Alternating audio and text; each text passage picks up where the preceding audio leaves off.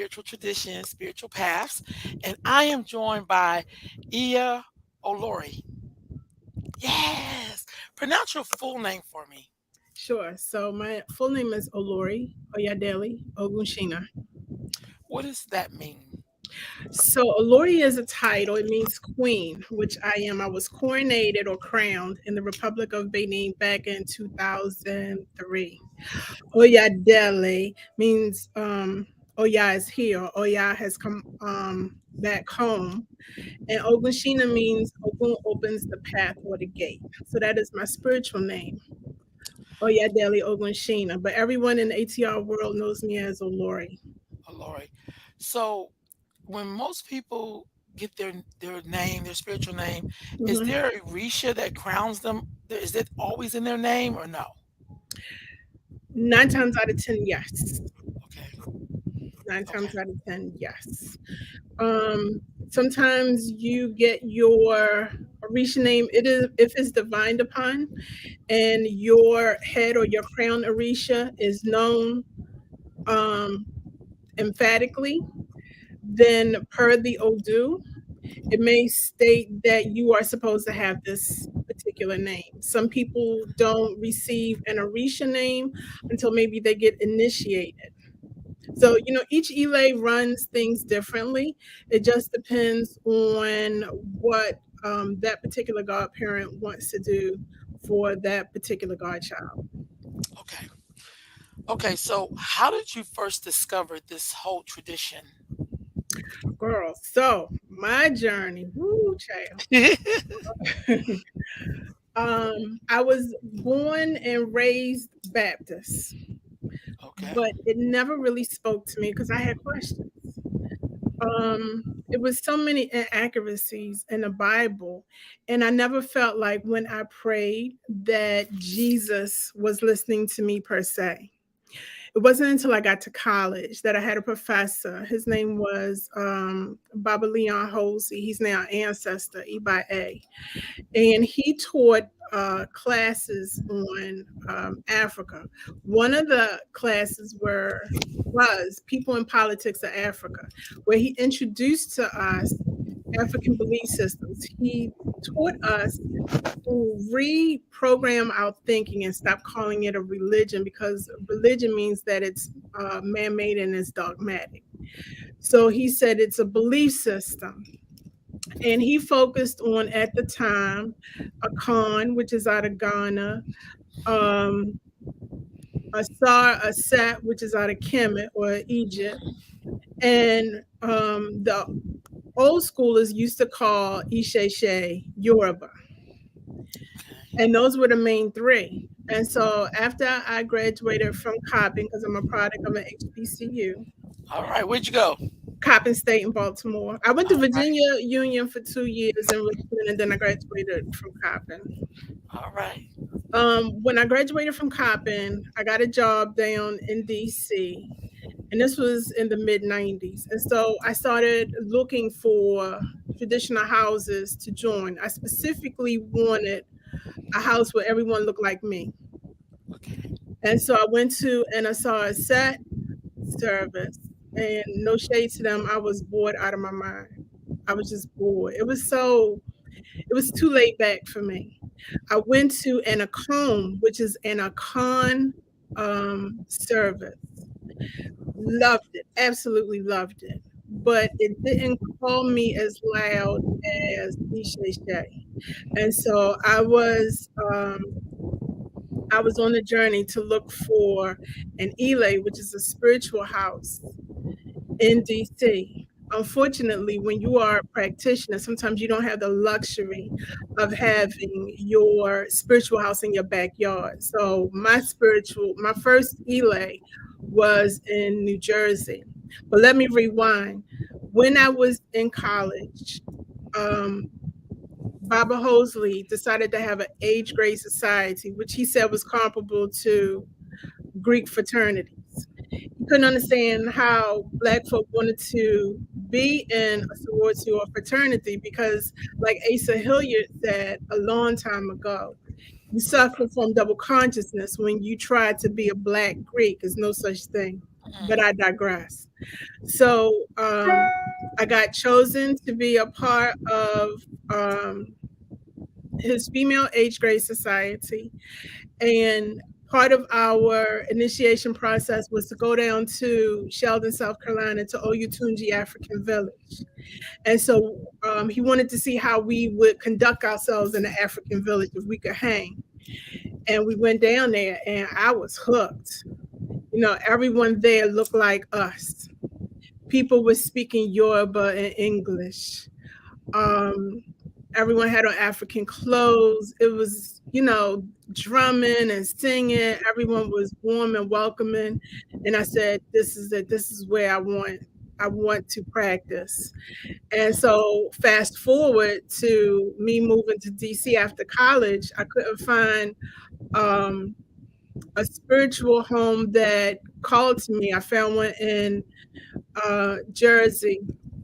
After I left that particular house, I hooked up with an Oshun priestess in Maryland. Her name was Ia Oshun Bamake Aduke Ibae. And she became my godmother. And she was the epitome of Oshun, the epitome. And so, under her guidance and her tutelage, I was blessed to go back down to Oyotunji and get initiated into the Gungun Society. And then a year later, I was on a plane going to Dahomey, which everyone knows is Benin Republic, to get initiated to Oya. And then 9 months after that, I was back on the plane going back to get initiated to Shango. And so that has been my journey. I, after my godmother passed, I studied under a few priests, specifically Gromambo Angela Novayan Adayazo, who unfortunately recently passed, Iba. She was a high priestess in voodoo in Philadelphia, and she taught me a lot. And so dealing with her and meeting new people, I eventually met my current godfather, who is the former Araba to Ikiti State, Chief Bode Fashui. And I've been rocking with him ever since.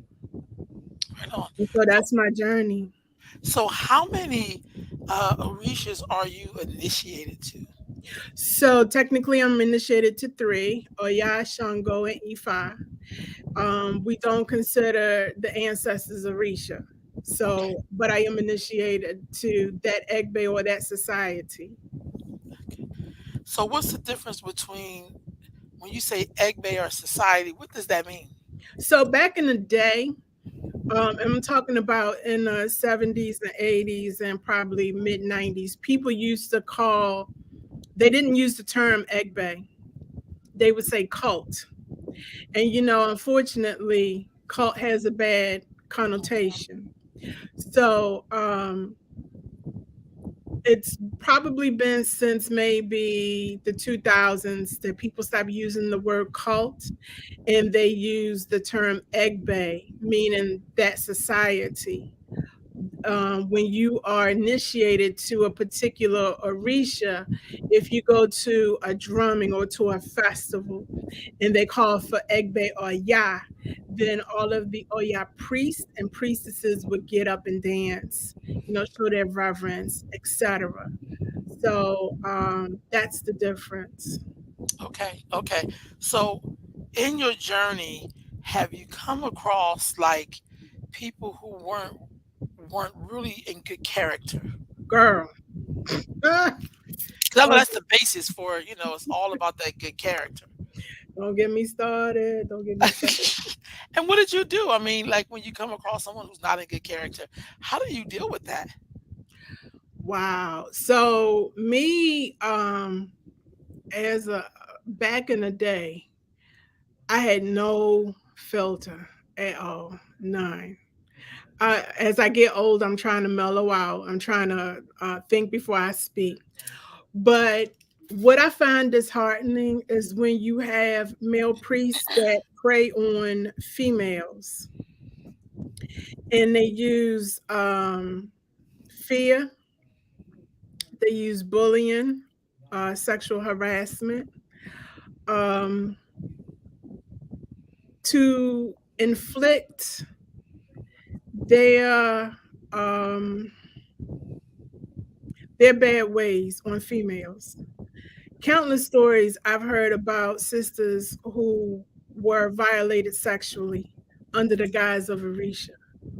You have Mm, some babalawos out here, for instance, um, the story that was told to me from a babalawo said that there was a babalawo in New York who had, I don't know if it was a client or a godchild, but the sister had cancer and it didn't look, her situation looked bleak. And the babalawo told the sister that if she wanted to get healed, he had to have sex with her. wait, That he, what? yes, he had to have sex with her, and that he was going to put the medicine on his penis and insert her, sexually. Long story short, unfortunately, the sister died. So when I asked the Baba, um, give me a name, he didn't want to do that. Mm, You have that's some Babalawos who are predators to men. I've heard stories of men being sexually violated under the guise of spirituality or Orisha. I know one particular Babalawo who died a horrible death because he raped a guy during his initiation. It's a lot of stories. A lot of times people don't want to um, really go into detail about it. They are ashamed. mm, They are afraid of retribution. They're afraid of if they call the particular person out, that that person's minions will come after them, threatening, send juju and stuff like that. But like I tell my godchildren, I don't fear no one. I don't fear no one that's walking on this earth, because if man put a curse on you, man can take curse off of you. And so if you speaking your truth, your truth doesn't have to be validated by someone's ignorance. That's a quote from Baba Dick Gregory, Iba. mm-hmm. When you encounter people who have been violated, you gotta do something. And so a lot of times, people who come into this belief system looking for elevation, looking for salvation, looking for peace, looking for enlightenment, and then they meet with someone who has questionable moral character, someone who is wretched, someone who ain't worth a damn. They leave, and they'll either go back to the church, go back to the mosque, or they'll just say the hell with it. They want to lump everyone who practice African spirituality as being shady, being a scam. We all aren't like that. But I find that if you know someone is doing bad and you're not calling that person to the carpet, then you're just as guilty as the person who is committing the crime. I agree. I agree. Period. I And agree. so, a lot of people in the ATR community don't like me. I don't give a damn, because I will call you out. If I find out that you are shady and I have receipts to back up my claim, I have to call you out because I have to protect the unsuspecting. And Mm-hmm. that's the Oya in me. Oya champions the underdog. She fights for those who have no voice. She gives a voice to the voiceless. She empowers those who are powerless. And the belief system is not bad. It's a beautiful belief system if it is practiced genuinely. But you have a few bad apples that will ruin it. And it's not just Ishe Shea. I'm talking about Camden Blade, 21 divisions, I got you. Santeria, Lukumi, Voodoo, be it African Voodoo or Haitian Voodoo, Shango Baptist, or be it you name it. It depends. We got Ishe Shea, we got our fair share of scoundrels, to say the least. But there have been priests that if I'm I'm in a spiritual setting and I know the person ain't worth a damn. I tell them, don't speak to me. I don't have no words for you. I'm not going to embrace you. I'm not going to kunle to you. You know, I'm a show restraint and not try to rip your head off Mm, because you're taking people's innocence and their money for right whatever on, reason, you right know. on. Yeah, I think that's a struggle even in regular religion. Like the bad character people kind of always show up. Like I think that's a part of the human condition. I mean, if you will, like in societies, like it's gonna be some crazy people up in here, or people who character is not good. Like Exactly. if they was like that in the regular world, like if they was in Christianity or Islam, and then they found this, they're gonna be pretty much the same person. Like, you Exactly. know what I mean? So I totally get you with that. Let's talk about Oya for just a minute. Um, I remember first coming into the tradition and someone telling me about Oya, and all they could tell me is that she's the cemetery gates, and they give you all the scary stuff, and I'll be like, oh my god. So, could you tell me, since you are initiated to her, what is Oya about? So it's Aya, Oh yeah. Aya, and her name literally means she tore. So she is the tempest. She is a water deity. Keep in mind, she's African, but over here we equate her, or she's been equated with the cemetery. So Oya governs over the um, Niger River. She was Shango's favorite wife. It is said that it said that Shango cannot go into battle without Oya. She is from Iraq.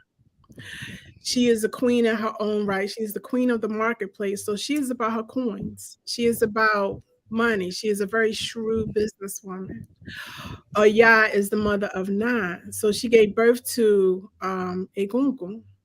Oya is the last breath you take before she ushers your spirit into the spirit world. Oya has the ability to call forth the dead or to send them back. She is good friends with Iku because she works alongside spirits. So a lot of people think that Oya is just this, tall Amazon who wears a beard and is scary. But Oya is graceful. Oya is a queen. Oya is beautiful. Oya is powerful. As I stated before, she champions the underdog. My elders in Dahomey told me that no one, specifically no Orisha, wants to go to war with Oya because they would absolutely lose. Oya is just that powerful. She is the wind that you feel um, on any given day. She can come in the form of a hurricane or tornado. Um, she's extremely I don't want to say impersonable, but she's about business. Hmm. You call upon Oya when you absolutely need to get something done because I always tell my godchildren, if you need something done correctly, get a Omo Oya, which means child of Oya to do it. And it'll absolutely get done. She isn't about, excuses, a whole bunch of who shot John and what happened was. Right. She's about getting the job done. That is Oya. And so a lot of people are afraid of her because they really don't have too much information written about her from a Black perspective. I'm currently writing a book about Oya from my experience in Dahomey. And so part of my book will have me to go back to Dahomey so I can interview some elders there who can go more into depth because I want my book to have pictures and hopefully I can do a video too about because we need more books written about the Orisha. from a Black perspective. Right Her on. voice needs to be heard. You know, sometimes it gets a little disheartening. Everyone wants to be a child of Ashun. Everyone wants to be, you know, a child of Yemaja. Every male wants to be a Shango. Hmm. But, you know, when you talk about Oya, the only time they think about Oya is around Halloween. Oh That's wow. it. And it's like, no, you know, Oya, um, membership has its privileges. If she selects you to be a part of her egbe or her society, baby, you win. Because I don't know no broke Oyas. Right You on. know, my Oya has taken me wherever I want to go. I'll go to her and say, I would like to go here, here, and here. And she'll make it happen. So it's a lot of misconceptions about Oya. But I tell folk, unless you get on a plane and you go to the source where the belief system is practiced, you can only speculate about what you heard, Right thinking on. it's the truth. So with that being said, you brought up Dahomey. I wanted to ask you, did you see The Woman King at all? Yes, ma'am. I sure All enough right. did. So and you talked about Dahomey. I'm sorry, I made to show that again. You talked about Dahomey and um first of all, how did you feel about The Woman King? Because um um I mean, how can we talk about Dahomey? I liked in the film they did have some Ifa in there, Shay Shay in there, but what did you think about it? And did it put you in the mind of Oya at all? Or Yes. okay. What I loved about that movie, because I wasn't going to go see it. I was going to wait until um, it came. I was able to stream it, and then I was going to go. You know, I was going to watch it either on Netflix or Amazon. And the sister, Aloye Taisi Abiye, who wrote the Isheshe workbook, she said, "No, sis, you got to go see it." So I was like, okay. I love that movie so much. Now, it's not a documentary, Right, it's edutainment. It's a movie. right. And so what I shared with the Aloye was that you saw different aspects of Oya in that film, Mm, especially at the end, um, after it was all said and done. You saw a softer side of Viola Davis's character. People think that us Yas are just all 24/7. No, we do have a softer side too. Um, I love the fierceness. Um, I love the passion. It's so much I want to say about the movie, but I don't want to give away any spoilers. You know I what I mean, mean? I done seen it 4 times. I've been taking young girls to go see the movie. Like some were going tomorrow. You know what I mean? So I teach a lot of schools because Yeah, I just think it's so empowering. Like, how it's could you not feel very empowered? empowering. Um, what it shows is that no matter what, they each had one another's backs. Hmm. Even during adversity, at the end, when Oba got what he got, I said, the elder said, no man wants to go to war with Oya because you Hmm. will absolutely lose. And he did. And so he got what he got. To me, that movie was beautiful. Yeah. Aside from the fact of the history, again, it's not a documentary. Right. And so that movie showed women being empowered, women being strong, women being vulnerable. Hmm. It showed women taking care of their business and how much we can endure under adversity. Hmm. It just That movie is awesome. Awesome. I wanted to do the chant when at the end I was like, no, I need to control myself. But if you had stayed while the credits rolled, I you seen that extra showed scene. yes. Yes. And she was pouring libation to the ancestors and honoring the ones who were no longer with them. I said, this is so damn powerful. Mm, So powerful. And as a Ianifa, I specifically enjoyed her pounding E King, marking Odu, and then interpreting what the Odu was saying so that Viola's character could get a better understanding of what lied ahead in the future. But I'm mhm. glad that Viola listened and did the Eba, which was Yes. important. In our tradition, what's the point of getting a reading if you're not going to do the Abba? Abba means the sacrifice.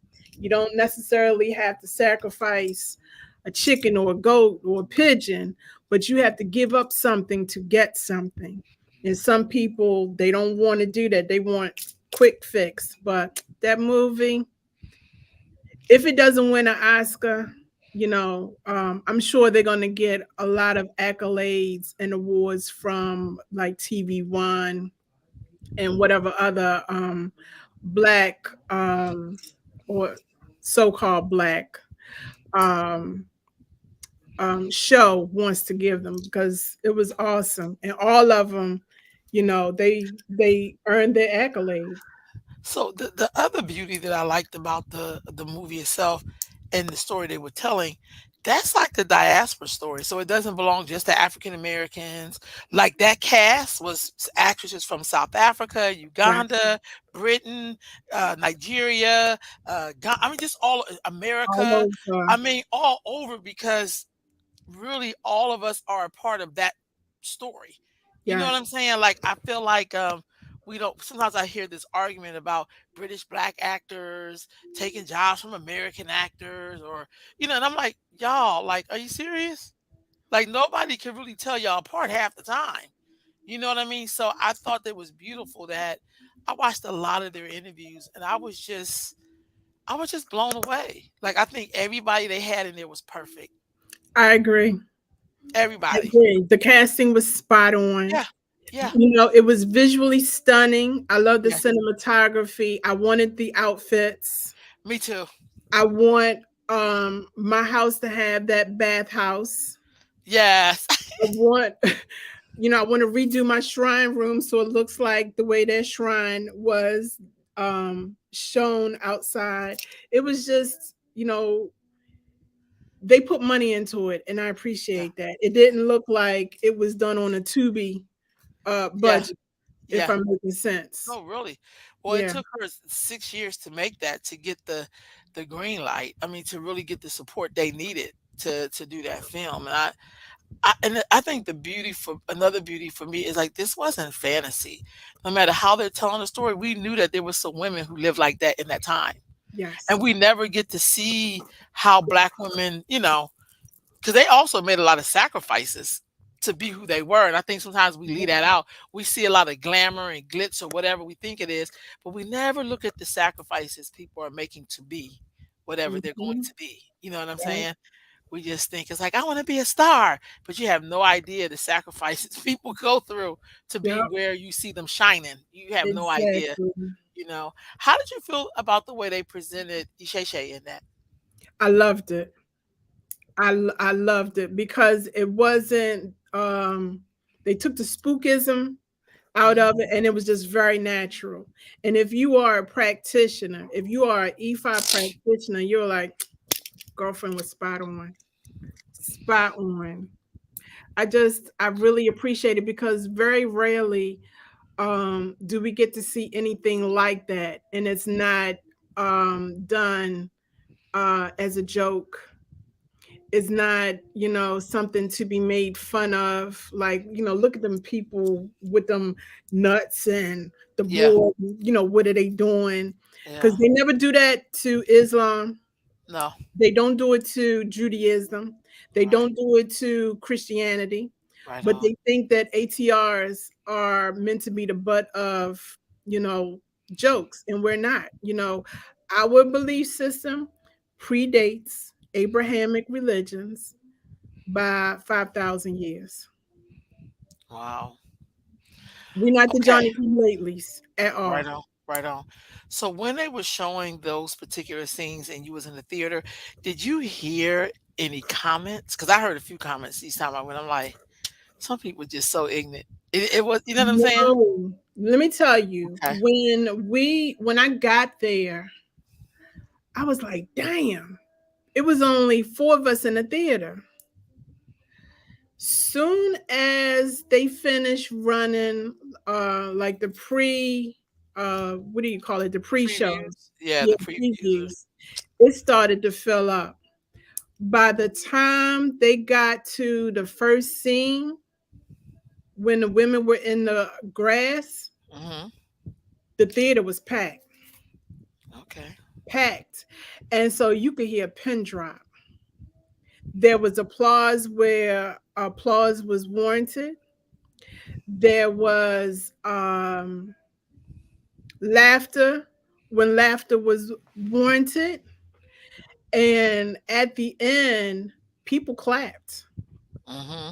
And see, I'm a nerd. I stay because I want to see, okay, who did the makeup, who did the costumes, who did Yeah. the catering, where was the film, who was this character. That I stayed and I saw her pouring libation. I was like, oh, as an Egungun priestess, that just touched my heart because we never see that. We never see us portrayed in a positive light on the big screen. Never. Mm, mm. Wow. You mentioned Shango, Mm. that you are initiated to Shango. Who is Shango? Shango is a deified ancestor. He was the fourth Alafine or king of Oyo, ancient Oyo. Some people say he was a third, but nevertheless, he was a real person. Shango is a manly man. Shango detests liars. Mm, Shango rules with the iron fist, but he too champions the underdog. He protects women and children. Shango has a close relationship with Obatala. Shango, during his time, he had three wives: Oba, Oshun, and Oya. Shango, his egg bay is worldwide. I don't care where you go in the world.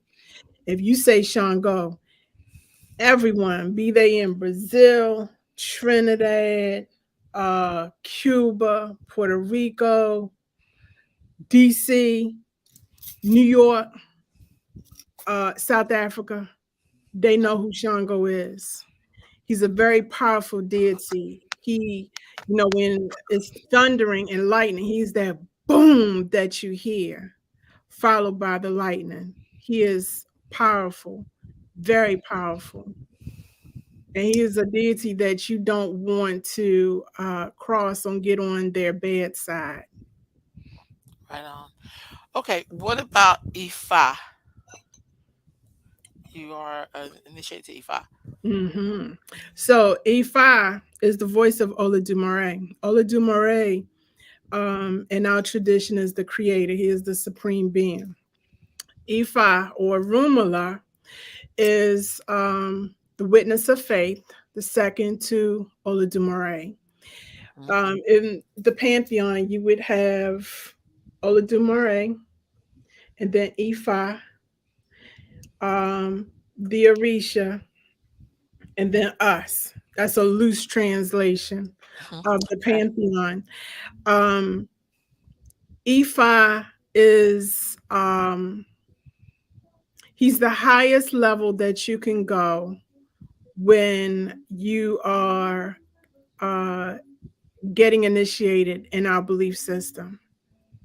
Meaning you don't have any priests to Olodumare. There's no such thing. You either are an Olarisha, meaning you're initiated to the Orisha, you are Awo, which is male initiate, male Ifa initiate, with 17 years or less of training, or you're a Babalao, which 17 or more years of training, or Ianifa. That's it. Um, I just had a brain fart. That's all right. Ifa is a way of life. So when people talk about Ifa, not only are they talking about the way of life, but they're also talking about Arumala as well. Okay. Okay. So let's look at. I know you said you are. Um, I don't want to say initiated because you said it's not like that, but to the Egungun. Yes, Egungun is Ancestors Collective. Okay. Okay. So what is that? So that would be spirits, ancestors. Okay. Um, your Egun would be your immediate or your blood, like your grandma, your great aunt, your uncle, those who are in your blood. But Egungun is the ancestral collective. Gotcha. Gotcha. Hmm. So it do you find that there are a lot of people who belong to that society or no? Do you get chosen for that? Does that come up in reading? How do you know that you could belong to that or you get chosen for that to be a part of the Egungun society? So let me share a little story with you. Okay. When one of my best friends is the last wife of the first king of Oyatunji, Okay. and her name is Alshinbemi. So Alshinbemi, when she was living in Oyatunji, she had said that one day her and a couple of young priestesses were walking about, and they happened upon a plantation and a slave house. And I told her, shut up, don't say nothing else. I'm coming down the following weekend because I want to see it for myself. So I go down there, and we had to walk a country mile. That's putting it lightly, but we had to walk to get to this plantation. We get to the plantation. I see the houses on stilts, and I was in awe because you read about it in the books, but your school ain't gonna be like, okay, instead of going to King's Dominion, we're gonna go to a plantation. They don't Right. do that. Right. So I see the house, and I'm like, the moment I walk up to the house and I bend down, I see two children staring back at me. Wow. And I'm like, shit, y'all see these kids? And then I could hear people inside the house. So the people at the plantation had nailed the door and the window shut because apparently Ashambami and the priest they were leaving offerings of food and candle and drink for the spirits that Right. resided in that resided in that house. And I could hear the spirit say, let us out, we need some air. And I didn't have anything to try to pry open a nail. So when I came back down the steps, I see this old man leaning up against the tree, and he was smoking a pipe. And I was like, bruh. He was like, I can't do nothing, I'm old. And it dawned on me that I'm seeing and hearing spirits. So as we were walking, because we walked like in a big circle, I could hear drumming. I could hear the Africans um, talking to me, wanting to relate a story. Ashin Bami had brought her notepad and pen because she was writing everything down. She Mhm. was supposed to write a book about that plantation and the people on it. I could hear the Native Americans clear across on the other side of the river. And that whole experience, them spirits were jumping out of me. It was, that scene in Ghost when Whoopi Goldberg was in her parlor Mhm. and the ghosts were jumping in and out of her. Uh-huh. Maybe that was me. They Wow. wore me out. And so by the time we were about to leave, there was like some pots and utensils and things. And I had really wanted to take it as a souvenir. And one of the spirits, her name was Big Mom, and she said, "No, don't take it," because she cried many a tears in that pot. And she said, if you take this pot back with you, it's only going to bring you grief. And Mm. so we left. And by the time we made it back to Ocean Baby's her house, because she lived at Oyatunji, I was worn out. She was like, you got to take a spiritual bath. I couldn't do it. I could not do it. So she told Kabiesi, the Oba of Oyatunji, the first king, what had happened. And he did divination. And she came back and she said, "You, my dear, are a medium. You need to get initiated to the Egungun Society." And so 9 months after that, I was making my way back to Oyatunji to get initiated into the Egungun Society. Wow. And so a lot of times when people need pots or shrines, when they need to be elevated to certain levels, meaning if they need to get initiated or go through a ritual, it will come up in divination. Gotcha. Um, I don't know if someone says, "I want to get initiated to a Gungun society," and someone will just initiate them, they should have divination perform, because it may not be that person's path for them to be an Egungun priest or priestess, if I'm making sense. It may not Yes. be in their destiny. Yeah, it's Not like when everyone people is see called those huh? no, I was going to say it's not everyone is not called to the priesthood, be it a Gungun or a Risha. Gotcha. That's like when people say, "I know that I'm Oshun," and then they get their reading and the Shun ain't nowhere in there. It's like Girl, you want to be something because you think that's cute. Like I want them boots. You know what I mean? It's like yeah, it's just not the same thing. So yeah. when you are a gungun priest, what are your duties? What do you do? So, as an Egungun priest, if you are trained, you can perform Itutu rites or you can do funerals, but you have to be trained. Right on. You should be able to pass spirits so that you could do ikujokos or misas or seances. You should be trained on how to banish spirits. You should be trained on how to spiritually clean someone's house, how to perform exorcisms and things like that, how to elevate spirits. So in my Elay, we do all of that. And when it's warm, um, we normally go to black cemeteries and we do ritual to send those ancestors to the light, because some people seem to think, well, when you die you automatically go to heaven.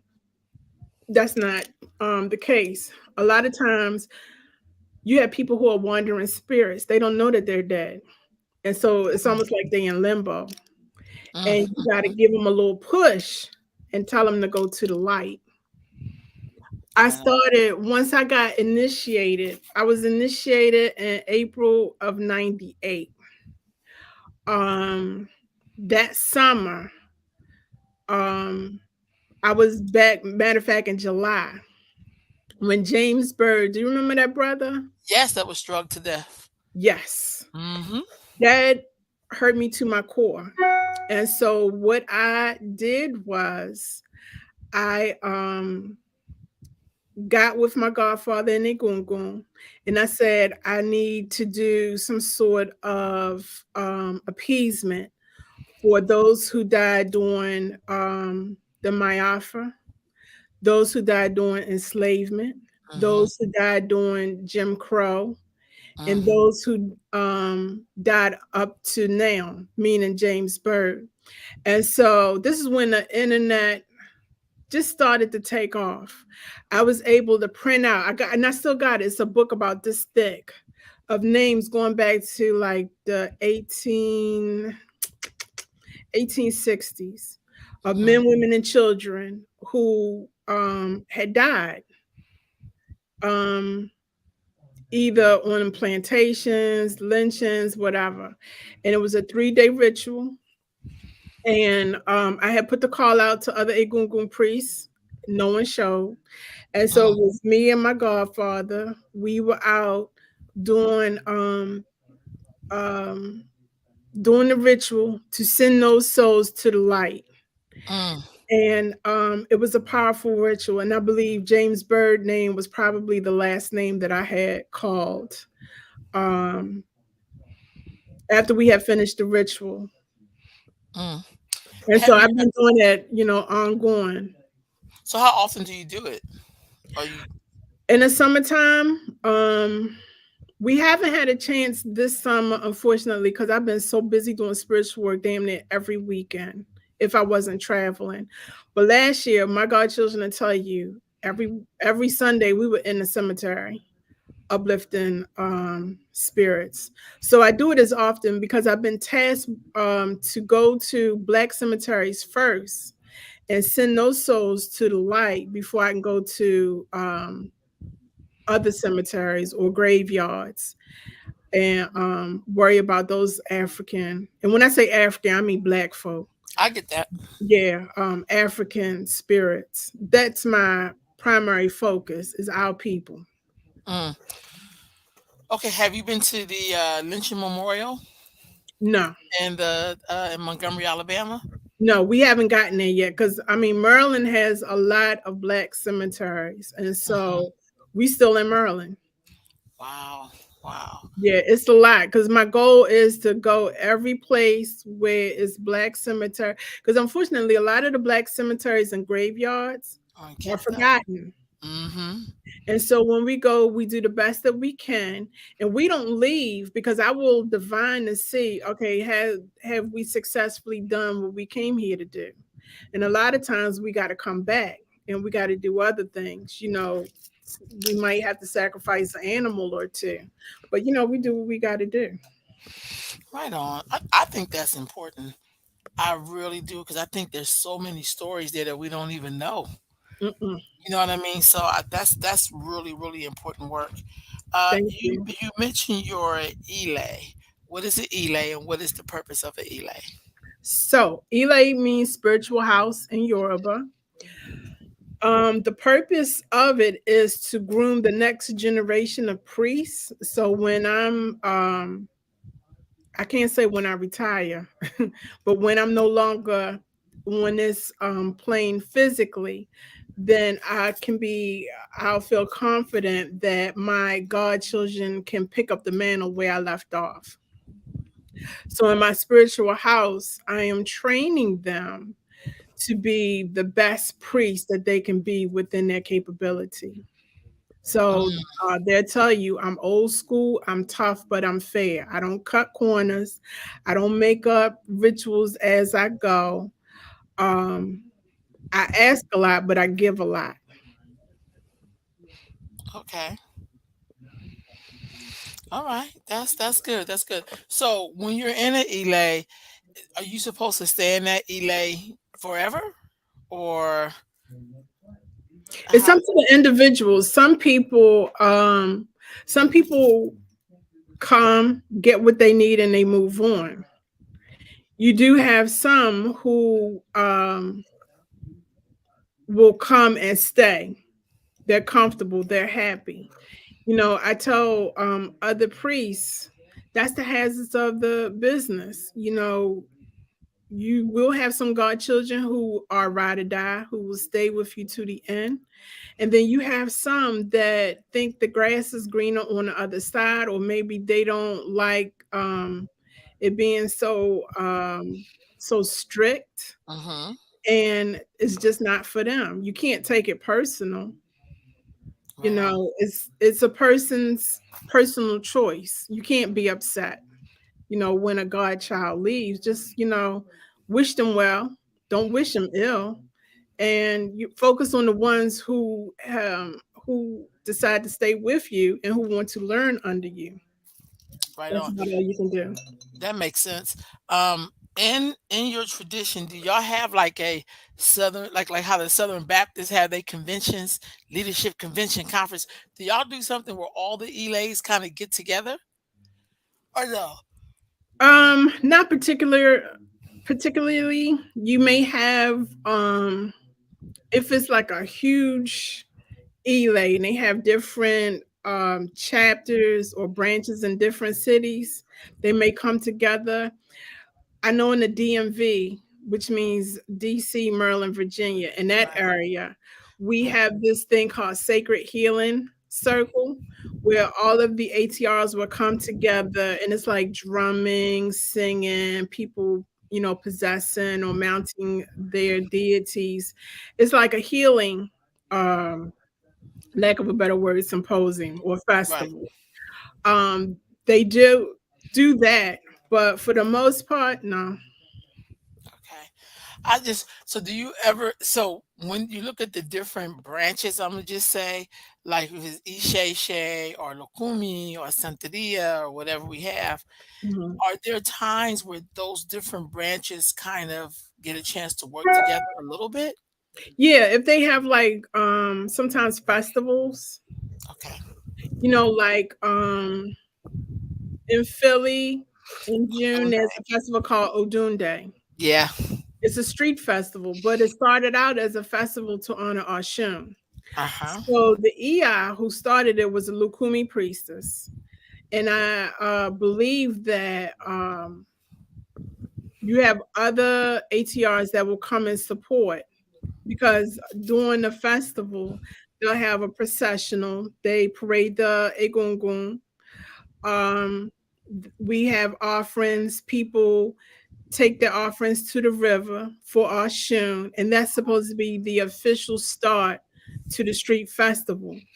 But that's just a minute few who may come and participate. And you can tell who are practitioners because we're all in white. Some of Right us on. may wear our Orisha accents, meaning by me being a child of Oya, I might have on white, maybe a purple hat wrap or a purple Gotcha. arrow. Someone, if they are Ogun, they may have on green, white and green. So it just depends.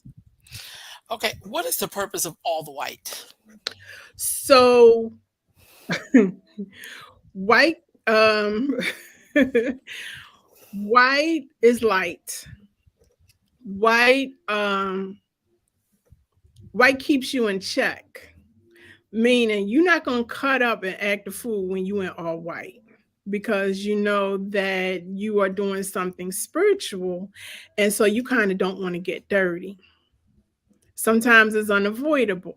You know, there's a thing you have your working whites, and then you have your festive whites. So when you see practitioners and are white, then you know that they um number one that they are ATR practitioner. Mm-hmm. Number two, they're probably going to a function, and it just shows respect for the Orisha. Sometimes you can wear other colors. Yes, you can wear other colors, but white it shows your humbleness and servitude to the Orisha. Right on. Right on. What do you call it when someone is just starting their journey? Is there a certain name for them? Yeah, so Alejos or Alejos are outsiders. Once they find a Elay and they join, but however the protocol is to join that particular Elay, then they become an Aberisha. If they go through the ranks and get initiated to the priesthood, to the Orisha, they become an Olarisha, or they become a Baba or Iya. If they are called to Ifa, then they become an Awo or a Babalao or an Iyanifa in our tradition. Okay. What are the differences between all of those different traditions? Are there like little idiosyncrasies or are there major differences? Yeah, there's major differences. I remember a long time ago when I went to a fete. A fete is a festival or drumming in Haitian voodoo. Mm-hmm. And one of the loa came down. They said that the land would dictate how the religion will be practiced. And so, for example, take candomblé. It said that outside of Nigeria, that Brazil has the second largest Population. population of Black folk. So Mm-hmm. those who practice candomblé, um, they do so, but they speak Portuguese. Mm, So those who know Yoruba may sprinkle their Yoruba in with their Portuguese, but those are some differences there. I forget up until what period they didn't have any, and I could be wrong. They didn't have any like Babalaos or Ianifas. It may be mm, up until maybe the 80s, I think, that folks started to go to Nigeria, get initiated. Nigerians started to migrate to Brazil and mm, initiated. So now you have um, Ifa priests in Brazil.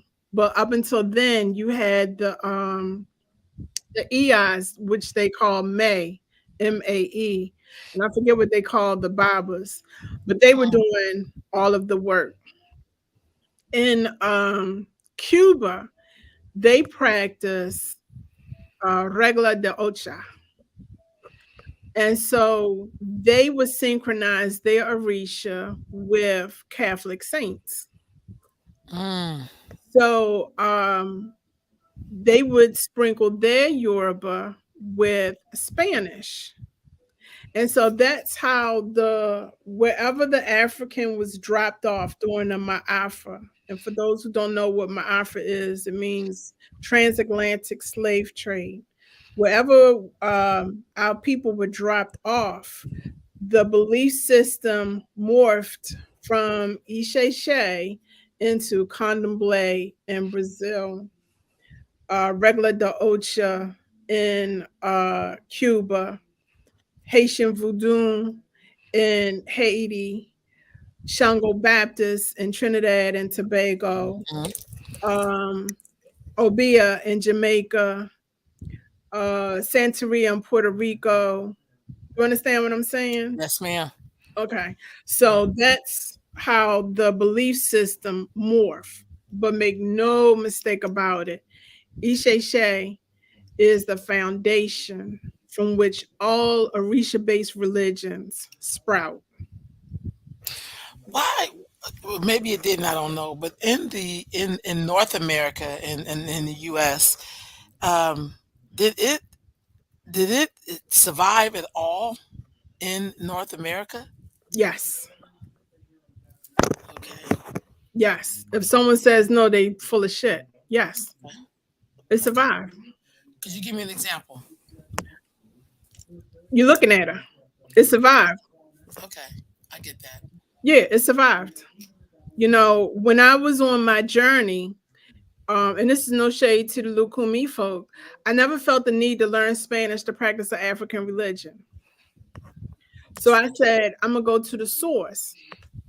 And it just so Mm, happened that, you know, my Aegon sent me back to Dahomey to reconnect with my father's side and get initiated into Oya, the Egbe of Oya, through the Dahomey system, because that's where my people come from. My people are half Fawn and half Yoruba, but we're more so on the Dahomey side. mm. Wow, that's beautiful. A couple of more Mhm. questions before we wrap up. Sure. Getting a reading. Hmm. Why is that important, and how often should you get uh, a reading? I'm trying So, to remember the name for reading, but my brain went like divination, it's okay. divination. Thank you. It's okay. So, it's important. because it gives you a blueprint on how you should conduct yourself and how you should live your life. Now, if Mm-hmm. you out here living foul, I suggest you get a reading once a month or a divination once a month. Right on.